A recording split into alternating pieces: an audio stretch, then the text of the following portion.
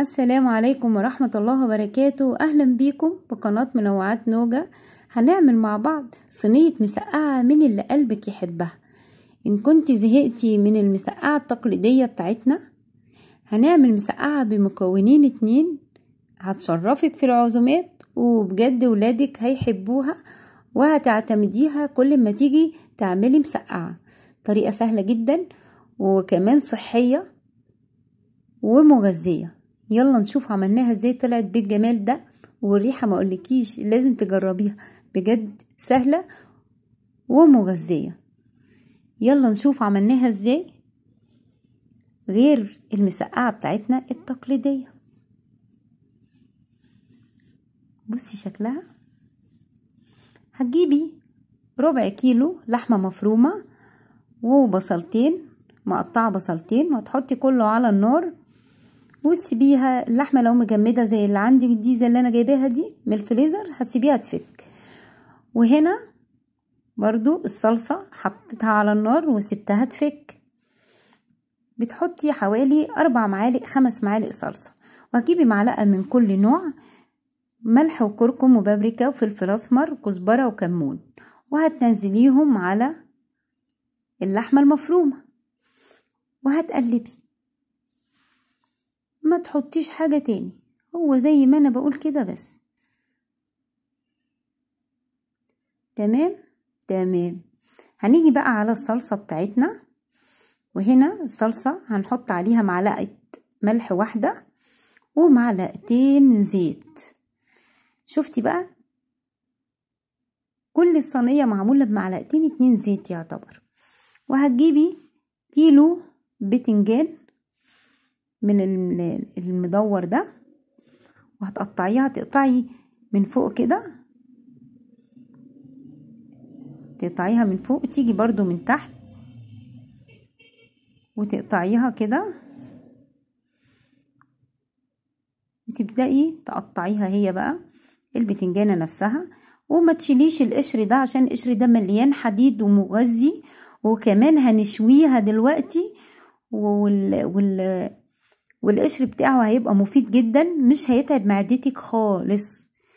قلتلك الطريقة دي صحية جدا، بجد هتعجبك لما تعمليها. وهنا قطعتها زي ما انت شايفة كده بالطول، نفس التقطيع ده قطعيها عشان تطلع معاكي في الصينية كويسة. وهنا هقطعها كلها زي ما انت شايفة كده. هشيل الحتة اللي قدام دي برضو، اللي فوق دي بتاعت الوردة بتاعتها دي، واللي تحت، وهقطع. والتقطيع يكون السمك بتاعه حوالي نص سنتي. تمام كده زي ما انت شايفة. هتجيبي بقى الجريل بتاعك او صينية تيفال على البوتاجاز. لو ما عندكيش صينية تيفال او جريل، هتجيبي صينية عادية تحطي فيها نقطة زيت، وبعد كده تشوحي او تتبلي البتنجان. احنا عايزين نديله لون، هيدبل معاكي وهياخد اللون ده زي المشوي بالظبط. هنشويه بس على البوتاجاز، انا بشويه دلوقتي على عين البوتاجاز على جريل صينية عادية، اي حاجة، المهم يديك اللون ده. تمام كده. ابدأ اطلعه لما ياخد اللون ده كله. شايفين انا عايزة اللون ده. وهنا خلصته. هتجيبي بقى، بصي شكله عامل ازاي، زي المشوي بالظبط في الفرن. هتقفي وانتي شغالة.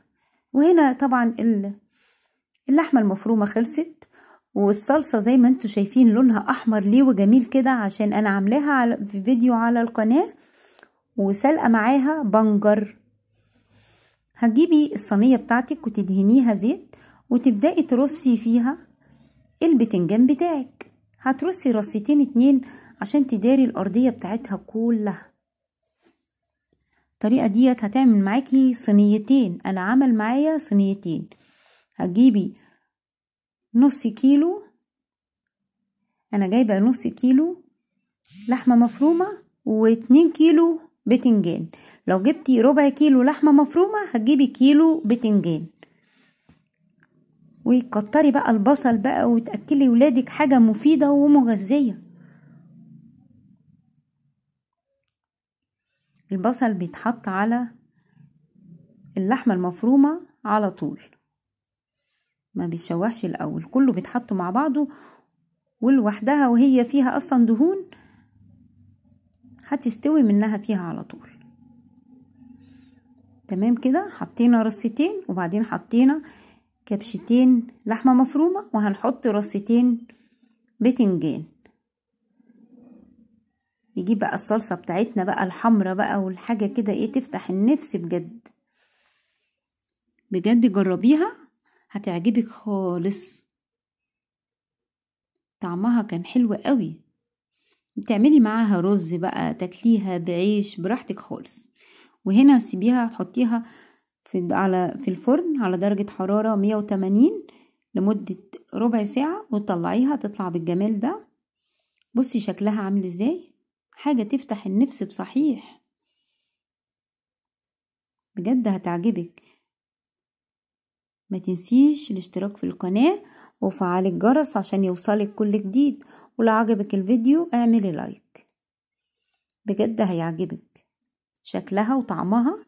وفي نفس الوقت البتنجان سايح فيها سيحان، يعني كأنه بالظبط مقلي وأحلى، لأن ده كده مفيد ومغذي ومش هيتعب معدتك من الزيوت اللي فيها. حاجة صحية بجد. ودي بقى مسقعة يعني حاجة كده مش تقليدية زي مسقعة بتاعتنا، يعني هتعجبك إن شاء الله وجربتيها. يلا نشوفكم على خير في فيديو جديد. باي باي.